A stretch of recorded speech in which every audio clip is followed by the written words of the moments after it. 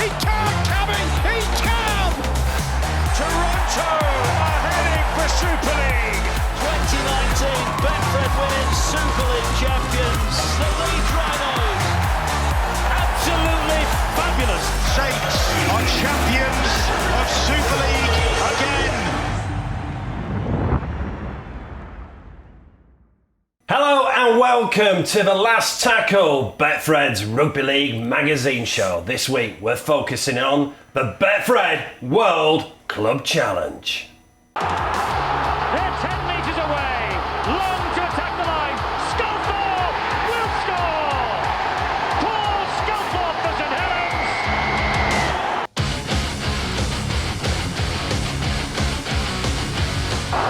They're right under the sticks. Back it goes. Sculthorpe. He gives St Helens the lead. And St Helens, I think, are going to be crowned as World Club champions. And so too is Finch, and they count it on, and this could be a glorious moment for Adrian Morley. It's a glorious moment for Morley, and Ricky Stewart, his captain, his coach rather, up on his feet and applauding that try from the Roosters. Frustration there now with Sculthorpe. And you've just seen these two men in action. Paul Sculthorpe winning his 2 World Club Championships there, and Adrian Morley winning it in 2003. And who did you beat in 2003, Moss? Can't remember, but it was St Helens actually, and this guy sitting here, he was playing. And what was the score? It was a battering, wasn't it? 38-0. 38-0 it was, but Scully just pulled me outside and said you was lucky that game. I said, was it 38? Was it 38? It was 38-0. I thought it was 34-0. But to be fair, right. to be fair, You forgot about his try. Yeah. to be fair, 20 minutes gone, Paul Newlove went down the wing and he pulled it back. It was a try all day. Pulled it back for the forward pass. If he would have scored that, it could have been a different story. However, it did get disallowed, but that's one of the most dominant performances. Once we did get our noses in front, it was very, very clinical, and 38-0. It was a great victory. Well, it had to be dominant. Even you scored a try. Well, yeah, it had to be dominant. Like a centre. I did. Yeah, that was in my younger days. But just for me personally, it was fantastic. We got to stay in the Worsley Marriott. So I, got to show the Roosters round Salford and Manchester, the Trafford Centre and things like that. But the Roosters actually took it very, very seriously. Not many people know this, that we was due to fly into Manchester on the Sunday night, play the game on the Friday, then fly out Saturday morning. But Nick Politis, the Roosters chairman, said that's not enough preparation. So he paid out of his own money, out of his own pocket, an extra 3 days accommodation, so 25-30 people, an extra 3 days, all the food, just so we had that longer preparation, just so we could hopefully get the win, and it certainly paid off. We'll let Moz have his glory, but how much did that game hurt then, Scully? Yeah, it hurt a lot. Certainly the beginning bit. Knew his try getting disallowed. No, it was a good start to the game, but as Moz said, the Roosters were pretty on fire. That game it was a tough game. But you've won it before and after. You won it in 2001 when you beat Brisbane. You won it in 2007 again when you beat Brisbane, a man of the match performance as well. So with the grand final wins, where do you put the 2 World Club Championship wins then? Oh, right up there, because it is, whatever people think of the game, it's Great Britain v Australia, and they're the games that you always want to win. Be it at a World Club Challenge or at international level, and it certainly was a big focus in the Saints team, and as Moz says, the Roosters put everything into winning. Whatever people say about the Australian mentality of a World Club Challenge, whether it matters or not, you look at Darren Lockie's face after them games and Gordon Tallis's face. They're not guys who give in and accept defeat. They wanted to win the games. That's one of my fondest memory as a player. Coming to England and representing the club I was at there at the time, but it was only 10 miles from my house in Bolton where I grew up, so all my friends and family could come watching me represent the Roosters, and we obviously got the win, and it was absolutely fantastic. The fact that we stayed, at the Worsley Marriott, and we was due to fly out on the Saturday, and I said to my coach Ricky Stewart, I said, you do know the day after on the Sunday it's my nephew's christening. So is any chance I'll have another couple of days? He knew he was lying. We just said, I said, if we get the win, Adrian, you can stay till Monday. So I got an extra couple of days as well. But everything about the trip was fantastic. Does it make Saturday night a bit more special, Scully? There is a history between the two clubs. Yeah, I think it does. Not only that, the history of obviously a previous World Club Challenge, but I think they've been the best two clubs for the last 2 years in the respective competitions. I know Saints didn't win the grand final in 2018, but for me, dominantly the best team throughout the year. And the Roosters have done back to back. You know, one of only a few teams in the NRL, I think, to do that.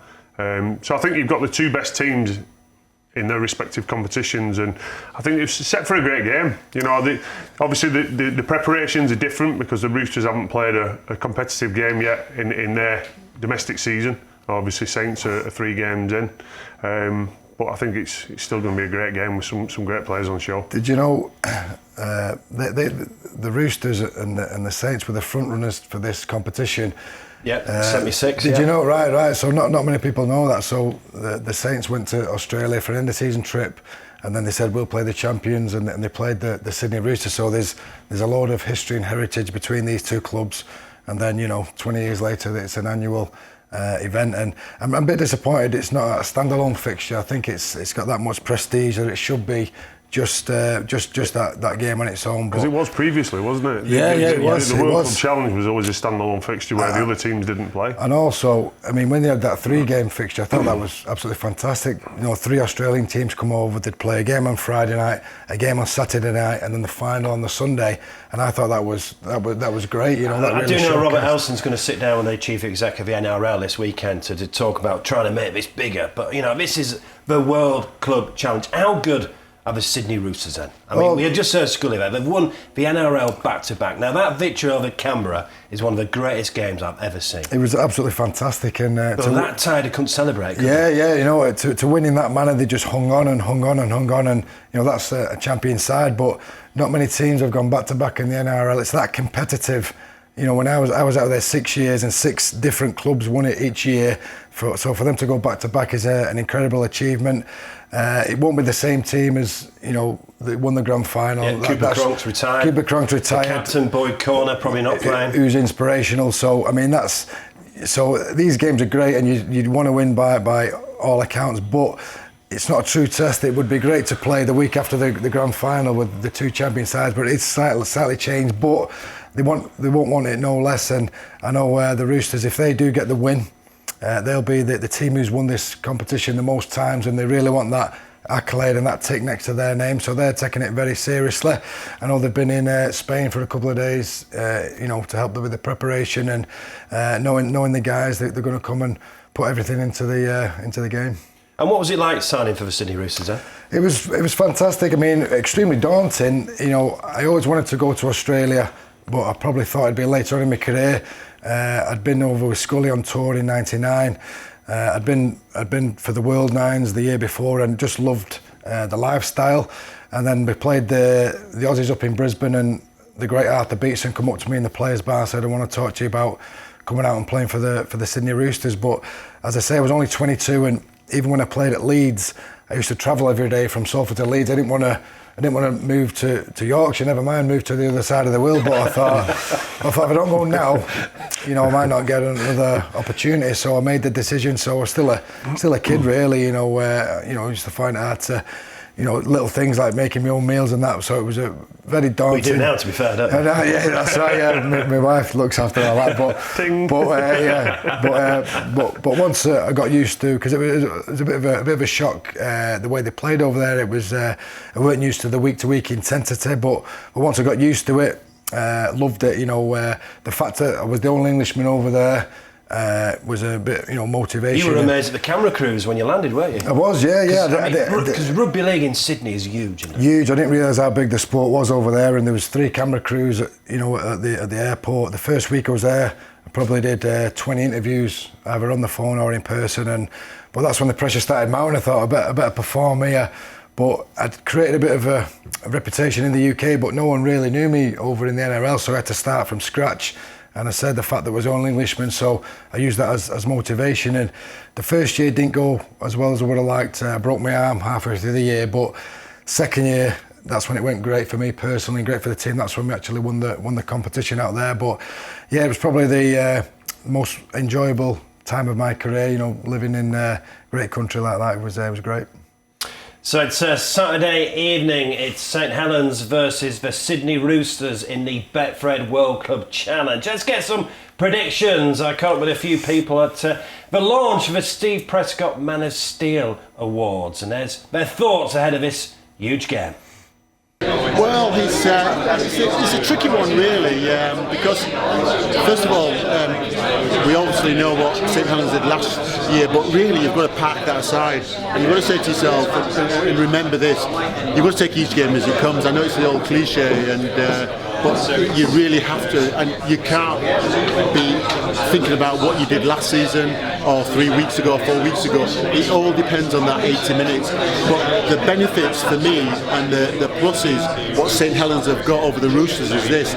I think the Roosters are going to come uncooked a little bit, just in terms of that. I don't think they would have had any match games for 80 minutes, and I think that timing makes a massive difference. I know that St Helens have got a few players out, Mark Percival and co, but they've got some personnel coming back as well. But I do think it's going to be a great game in terms of excitement and the kind of brand of rugby league what they play as well.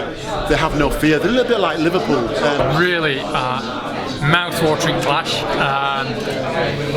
The way Saints played in 2019, the way they played in the grand final, and they haven't been absolutely perfect in 2020, but the win on Sunday, against Hull, which I haven't seen, was a little bit unexpected. They clearly, are in form, playing really, really well, an amazing squad of players, and they'll give the Roosters a real run for their money. I also watch an awful lot of NRL, and that team is full of world superstars, but I think going into Saints' backyard, playing against that team with so much to prove, I think, wow, what a game. So really looking forward to that. Yeah, it's obviously the assurance coming over.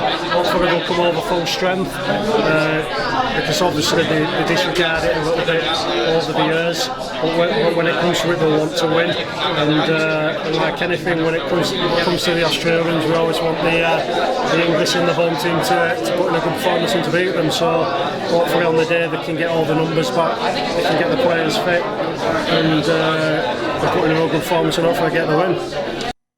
And we'll have more from that launch a little later in the show. Right, Scully, Ellery Hanley said that the Sydney Roosters could be undercooked. Yeah, that's the big question. Obviously, the preparations, as said previously, for both teams are different. Saints are 3 games in, and coming off the back of a good win at Hull FC at weekend.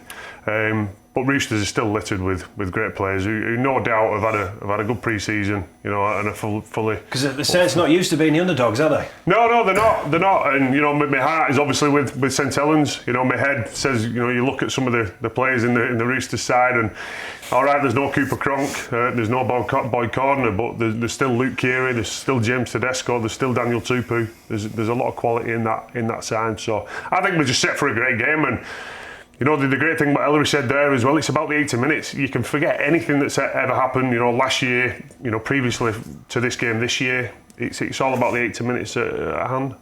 And we don't know the squad yet. We find that out on Wednesday, but we're getting some encouraging news coming out of Saints. The likes of James Robbie could be back, because obviously we've not seen James Robbie. Yeah, no doubt this was a big focus for Robs to get back. I know, speaking to him a few weeks ago, he wasn't far off. And obviously the game against Hull FC at weekend, it was great to see Morgan Knowles back, and a few of the other players who've been missing. I think the only one missing is going to be Matt Percival, who's obviously a long-term injury, which is disappointing. I'd love to see Percy out there. He's one of the great up-and-coming players of our competition.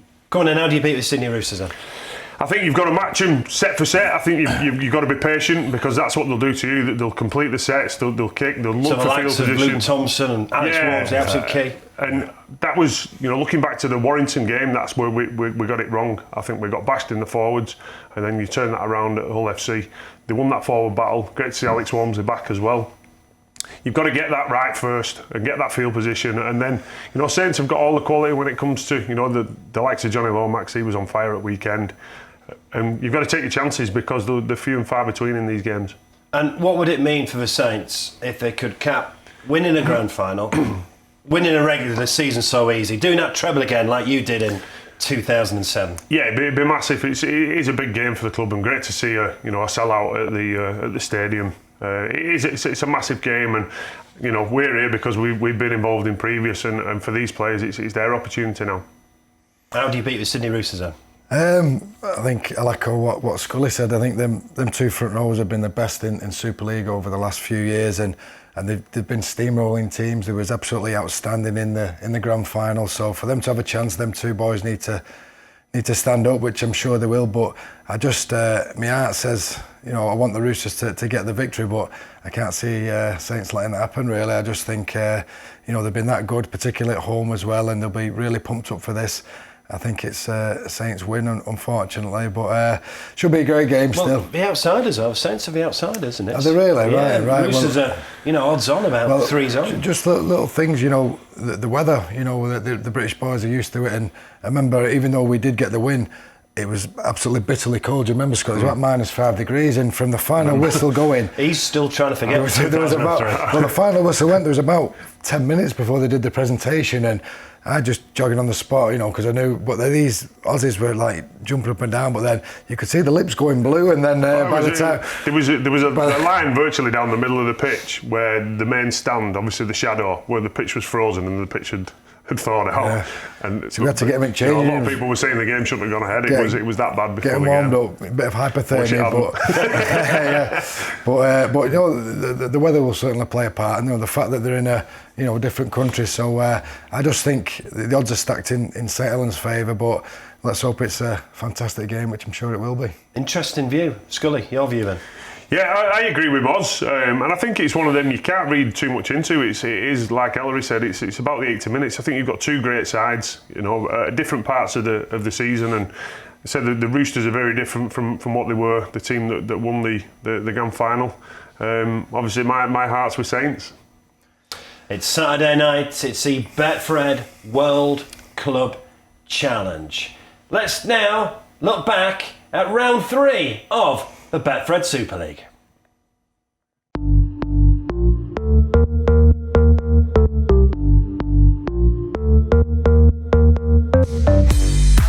The problems may be mounting for Brian McDermott and Toronto, but the way they start games isn't one of them.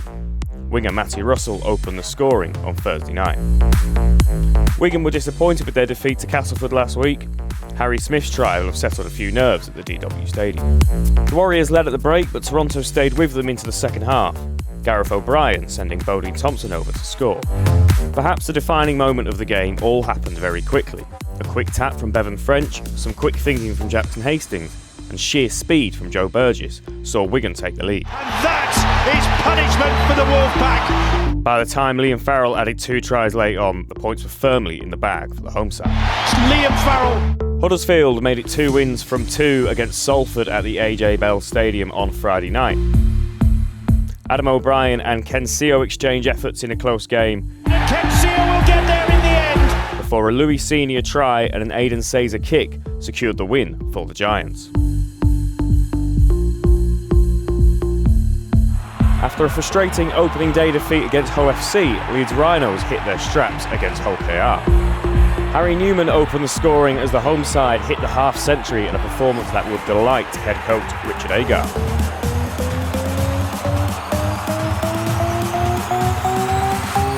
In contrast, Tony Smith was left with a lot of thinking to do. The Robins' opening round win against Wakefield already feels like a long time ago. It was all eyes on Israel Folau in Perpignan, and the Catalans' new man wasted no time at all in opening his Betfred Super League account. Fresh from their win against Wigan, Castleford did hit back through Daryl Alford. But the French side proved far too strong on home soil. 2 of the early frontrunners met in Hull as FC entertained St Helens. There was not much at all to choose between the two sides in a close first half, but the reigning Betfred Super League champions proved their class after the break. with a number of returning players getting crucial game time ahead of their World Club challenge against the Sydney Roosters. Gareth Widdop's debut was the big talking point ahead of Warrington's trip to Wakefield. The England international was unable to help his side avoid their second defeat of the season as Trinity opened up their account for the year.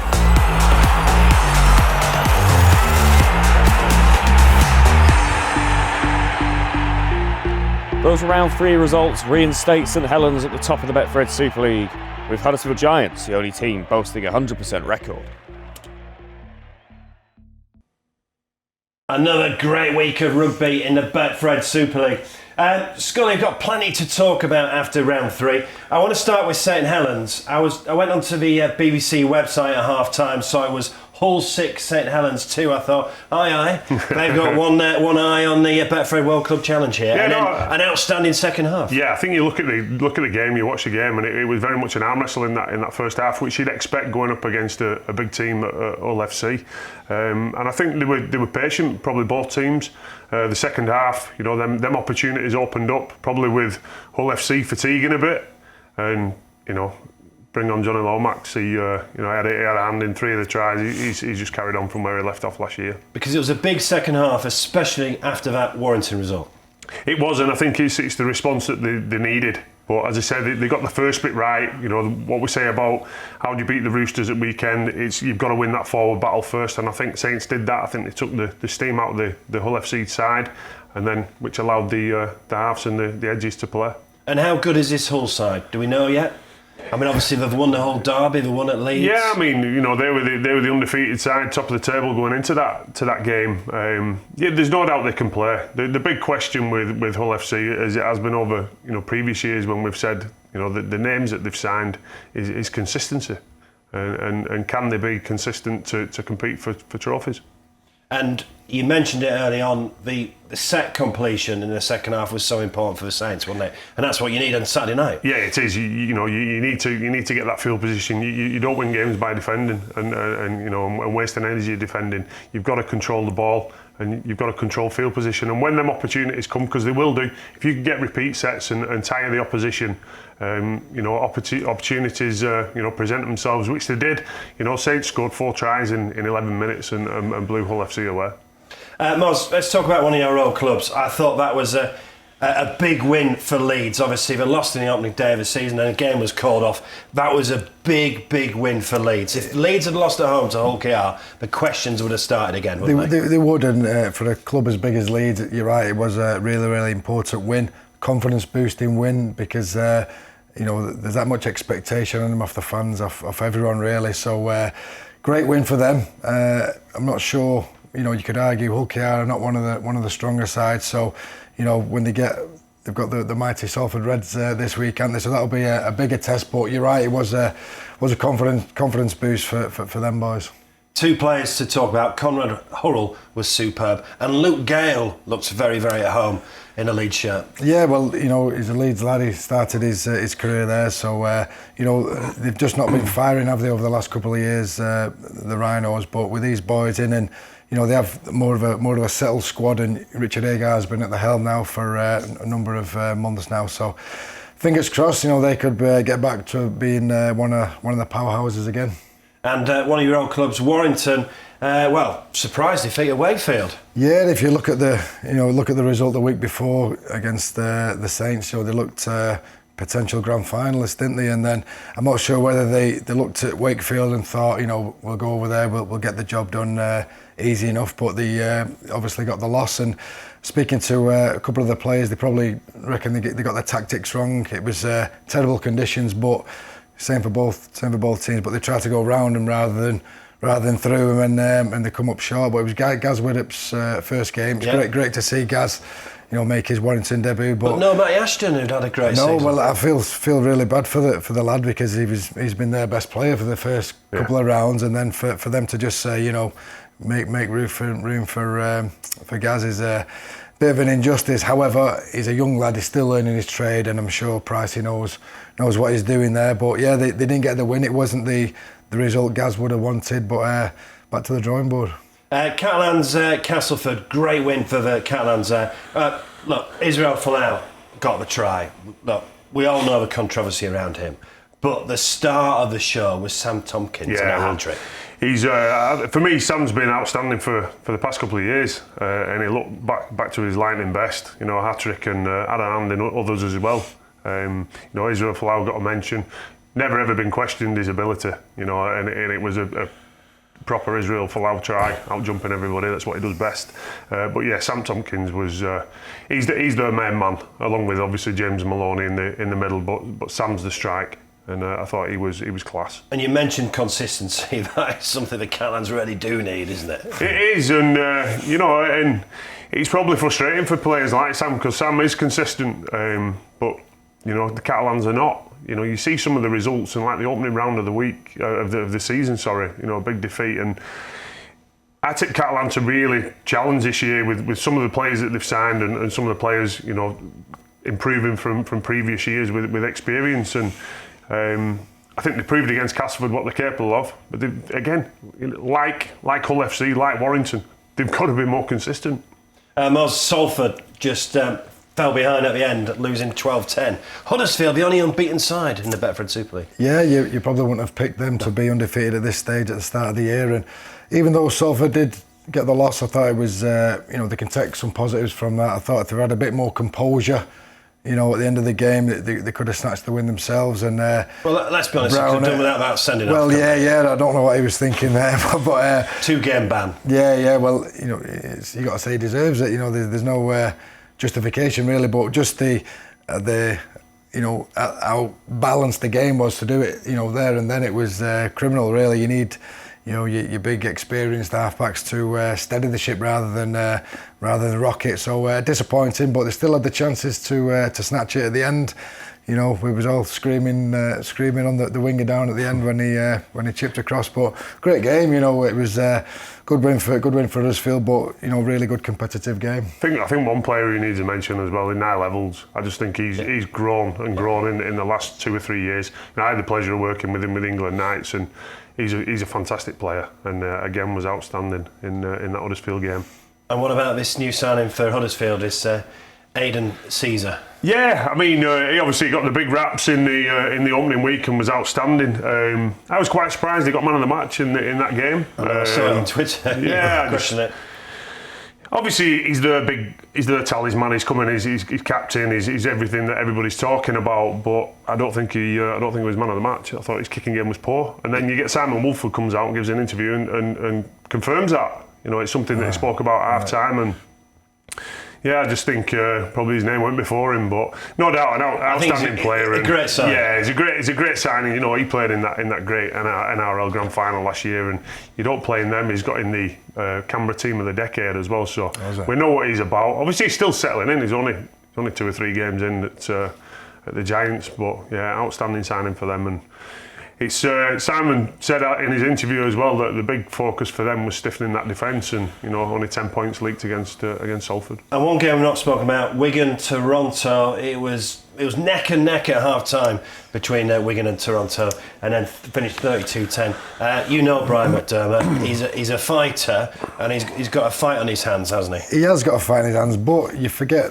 they're new to Super League. You know, they're learning week in, week out. It's a really, really tough start what they've had to the Super League, so them players will get better each week. They were missing, you know, the talisman Sonny Bill Williams. He was over, you know, watching his wife give birth. He'll be back next week, but he was beginning to show glimpses against Salford, wasn't he? The old Sonny Bill. He was, and you know, you forget he's had that many six years out of the game, so we're not going to see the best of him now. But as the weeks go on, we'll start seeing Sonny have more of an involvement. But they'll improve, and you're right, he's a very, very smart coach, Brian McDermott, and you know, I don't think a win is too far down the line for them boys. Obviously, the focus this week is going to be on the Betfred World Club Challenge, St Helens versus the Sydney Roosters. So that means, obviously, Saints' fixture against the Catalans is postponed. Let's just talk about the other fixtures very quickly. Live on Sky on Friday night is a derby. It's a big derby as well. Castleford versus Wakefield. Castleford 2 from 3, Scully. Yeah, they'll be looking to make amends for that big defeat in Catalan, and certainly won't want to go down to their arch rivals from Wakefield. It's at Cass. it depends how Wakey respond as well. They're coming off the back of a good win, so they'll go into that game confident. But I just think Cass might have a bit too much. Moz, also on Friday night, Hull KR versus Huddersfield. Huddersfield surprising all of us. Is that Hull KR? Is that right? Yeah. Well, I think I'd go for Huddersfield, really. I just think their confidence is sky high at the minute. You know, Hull KR come off a really disappointing, confidence-sapping loss, so I can't see anything other than a Huddersfield win. And Scully, don't get any easier for Toronto at Warrington. Yeah, and obviously Warrington at home they'll be looking for a response. You know, Gaz Widdop's another game in as well, and hopefully we see Matty Ashton back. You know, he's been a great watch for the past couple of weeks. But Toronto, you know, they've not the biggest squad. I know a lot's been made of that so far, but they picked up a lot of injuries as well. So it'd be interesting to see who and what they can feel this week. Moz, Salford Leeds. I think this would be a bit of a barometer for Leeds after beating Hull KR at home. What will it be like against Salford? Yeah, Salford again. They're lots of new players. They're going to improve each week. They'll be without Brown, as we know, but I think Salford had a great home record last year. Unlucky against Huddersfield, but they had the win against Toronto. So I think Salford will go into this game confident. And it's how Leeds take the victory last week going forward. So it's quite a compelling game, really. But I'm going to go with a home win, Salford narrow win. And we finish on Sunday with Wigan versus Hull. Yes, Wigan. You know they're good work, great win against Toronto. You know, and Hull will be looking for a response for that Saints defeat. Wigan, you know, a couple of great players in their side who have really started well in Bevan French. I think he's an exceptional player and one who, you know, doubt Wigan want to get the ball in his hands as much as possible. And I think Jackson Hastings is really starting to find his feet as well. He's settled in. He's controlling the game, and it's something that I've said Wigan have needed for a couple of years to take it to that next level. Well, the Championship is hotting up as well. Leigh, Toulouse and the London Broncos all stay unbeaten. Let's look back at the Championship with Lewis Smith.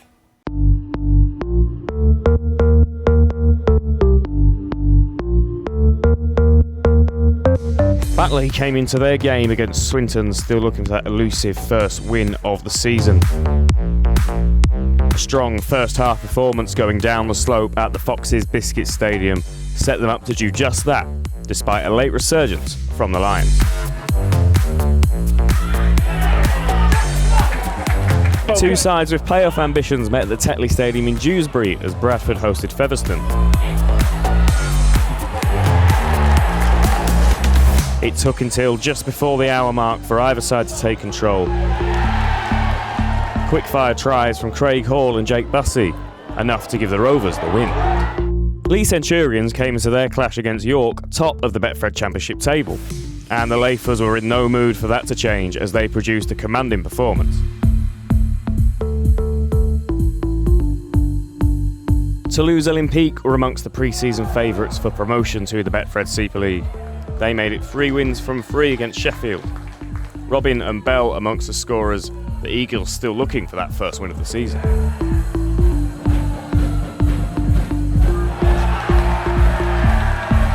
Two of the Betfred Championship's unbeaten sides met as London travelled to witness. The Broncos are looking to bounce back to the Betfred Super League at the first time of asking, and they look good value for those ambitions, as tries from Dixon and Agodu inspired them to another 2 points.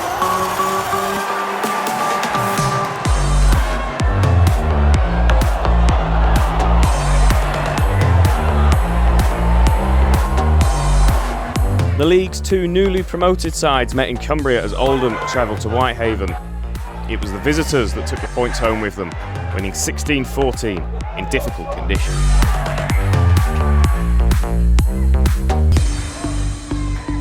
Those results leave Leigh, Toulouse and London ahead of the chasing pack on maximum points after 3 rounds.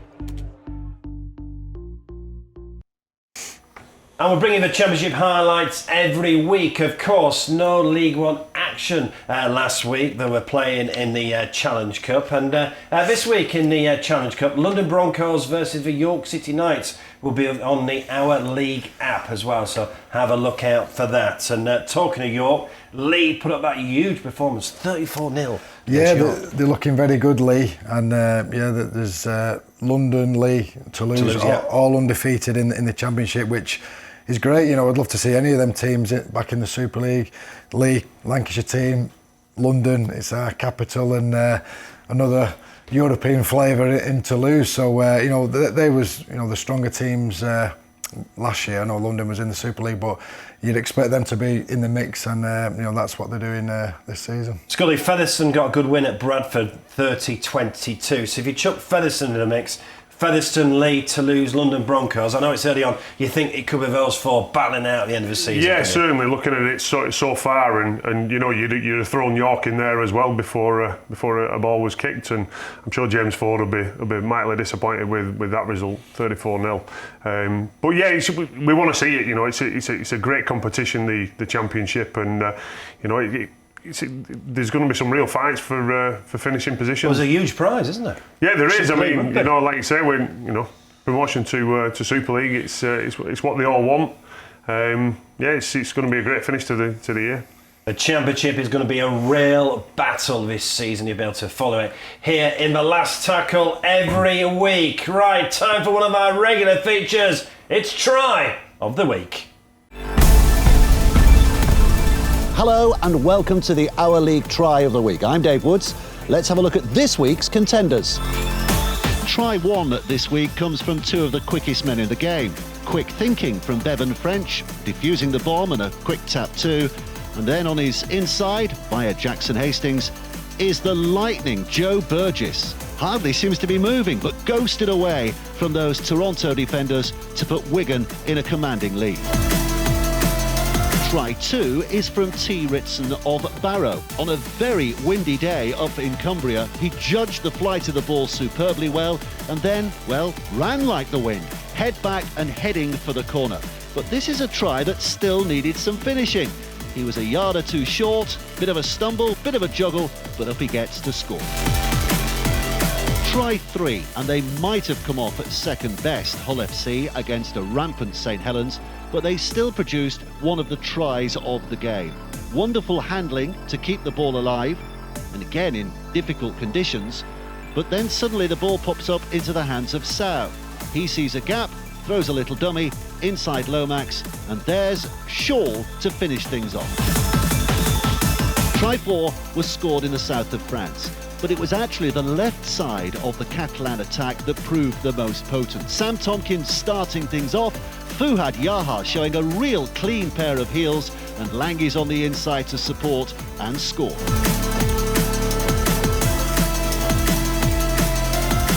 The fifth try this week owes a little bit of support to the famous Batley Hill. For all of that, this was still good handling from the Championship side against Swinton. Johnny Campbell on the end of it to finish in the corner. And our final try this week, try 6, is Corey Aston against Widnes. Lovely take in the first place, and then real swift activity to beat the Widnes players down the middle and run it all the way underneath the sticks. Every week we have 2 tickets to give away for this autumn's Ashes series. If you want to be in with a chance of winning those tickets, all you have to do is download the Our League app, vote for your favourite, and we will pick a winner. Get voting, good luck. Yeah, get voting on the Our League app and you can win those Ashes tickets as well. Right then, Moz, if you were given a vote, what would it be? Can I vote for myself in the 2003 World Cup Challenge? Just trying to rub it in again, are you? It was a great try. It was a great try. No, I think Jamie Shaw, he was a fantastic try for Hull FC. I thought it was, that's my pick. Scully? Some great tries on there. Obviously, Jamie Shaw was one that stood out. Corey Aston was a great individual effort, but I'm going to go for Joe Burgess. I just thought the urgency shown by Bevan French, a great catch, and then to take the quick tap and then the push from Hastings and Burgess was outstanding. Great finish. Big performances is what the Steve Prescott MBE Award is what it's all about. And this week there was a special launch for the season. There was a current holder of the Steve Prescott MBE Award, Jackson Hastings, and the newest member, the first woman to be on the panel. It's Lois Vassell. Did winning the Man of Steel mean to you? Yeah, it's obviously one of them things that you'll look back on when you're retired and stare at it and smile and think of all the past players that have won it. On the night, I certainly had goosebumps, and to receive it off Ellery was one thing, and then to go home and actually understand what this trophy's all about and understand the people that have won it before me, it's something that I won't ever forget. It's something that my family are extremely proud of, I'm extremely proud of, and as I said, I haven't had too much time to sort of sit back and reflect and be as proud as what I should be of it, but it's certainly something that when I hang the boots up, it'll be a memory that I have forever. But when you did win it, you paid tribute to your teammates as well. It's a team game, isn't it? Oh, 100%. I've said this a few times. That award's obviously the biggest individual award you can win, and it's something I don't take for granted. But winning the grand final, I feel probably would have tipped it.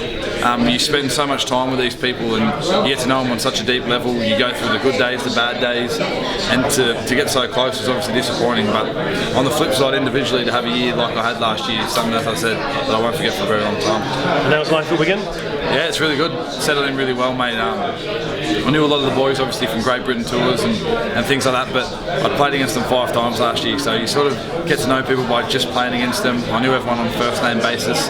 I knew a lot of the staff, so the transition was actually a lot easier than what I thought. Obviously, when I walked in for the first time, walking through the sliding doors there at Robin Park, I felt like it was my first day at school again. I had the butterflies, I was nervous. I think I just really wanted to impress them with how I trained and how I come across as a person. That's obviously something that's let me down in the past, and it's something that I've obviously worked on since I've been in England, and yeah, it's been great. I've loved every minute so far. I'm just incredibly proud. I think, looking at the list of names within that panel, I feel incredibly privileged. There's legends that I've grown up watching and been inspired by, and then obviously to be able to be part of continuing the legacy of Steve Prescott and keep talking about that name and voting on something which includes attributes that he encompassed is something I'm really proud of. Yeah, so Steve Prescott MBE Award, it will be handed out before the grand final, the Sunday night before the grand final. And you were involved in the changes last year, Scully. It worked really well, didn't it? It certainly did. You're picking it. Individuals are picking it on the individual games that week, and you're getting the right result. I think Jackson Hastings was an outstanding winner and fully deserved. And you're a panellist as well? I am a panellist, and I'm not involved in rugby league on a day-to-day basis, but this is a great bit of involvement for me. Keep me toe in there, and I think it gives the award a bit more credence and respect that ex-players do get to vote, and something I really enjoy and I'm very proud of doing. And great to see Lois on the panel as well. It is, yeah. We're a sport that prides ourselves on being inclusive, and it's great that we've got a woman now on the panel, and let's hope there's another girl down the line who can join, and she knows the rugby league. I know Lois from when I was at Leeds, and international, and great rugby league brain, and why not have a woman on board? And she's going to be coaching the Leeds Women's Super League team as well. And once the Women's Super League is underway, we'll have plenty of coverage of that as well. Look, Saturday night is an absolute cracker. You got the Betfred World Club Challenge, and then in the early hours you either push on through, or more likely what I'm going to do is go to bed and get up. You've got the Wilder versus Fury 2. And Betfred are the official sponsor of this fight. Yeah, it's exciting, isn't it? Obviously, the winner hopefully will then go on to fight AJ, and unanimously the heavyweight division. But Deontay is more of an athlete. Tyson obviously is a wiry fighter, but I think he might be going into this fight a little bit undercooked. I don't think he's really had many decent fights over the last since the last fought. So hopefully he can pull it out again. Let's keep as many of these belts over on English soil, and he's a character in himself, but it's going to be a very tough challenge for him, and one that I'm really looking forward to seeing. It's not like my boxing, but that's pretty mouth-watering too, isn't it? And there's a lot at stake. Joshua's win also, stepping up already what the next fight might look like. I think that's going to be incredible. So yeah, I'm absolutely going to be staying up for that one. So big night on Saturday. Looking forward to it. Yeah, well, I don't think they should be having the second fight for one, because Fury outboxed Wilder, in my opinion, that first fight. Obviously, if he didn't get dropped in the 12th like he did, I think he wins that fight pretty convincingly on the scorecard. But I'm a massive fan of Tyson. I like the way he conducts himself. I like how he's just out there. He's not trying to impress anyone. He just does his thing. But I think a boxer always beats an athlete, and I think Deontay Wilder was obviously the class athlete, hits harder than anyone in the heavyweight division. But I think Fury's the best boxer in that division. I think on Saturday night, I think Fury will come out on top. Well, I'm hoping anyway. On points or stoppage? Well, he said he's going to stop him in the second round, didn't he? I wouldn't mind seeing Tyson knock someone out, but I think he'll just outclass him. I think from where Tyson was at in his life, to come back and jump straight into that fight was pretty special. But obviously, he's flipped trainer. He thinks he's going to hit a lot harder, so I'm hoping he stops him. But I think he's just going to be too classy and outbox him and win in 12 rounds.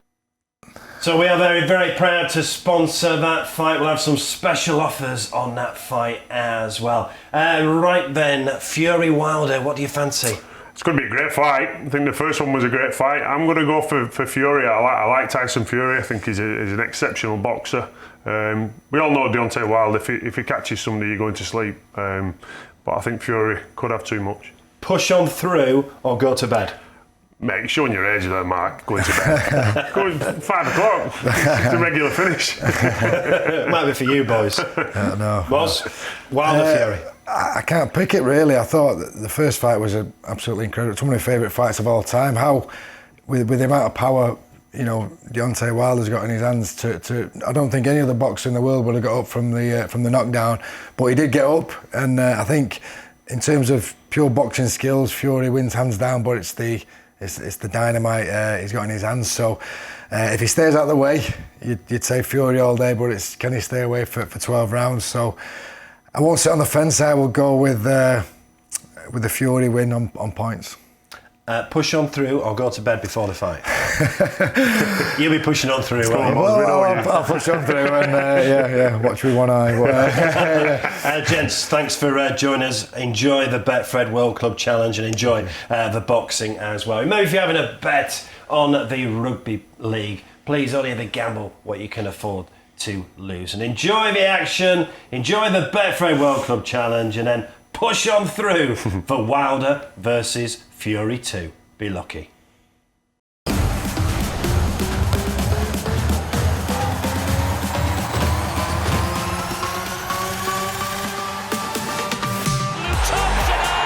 Fantastic stop! Sensational from Blake Austin. He can, coming! He can! Toronto are heading for Super League. 2019 Betfred World Super League champions. The lead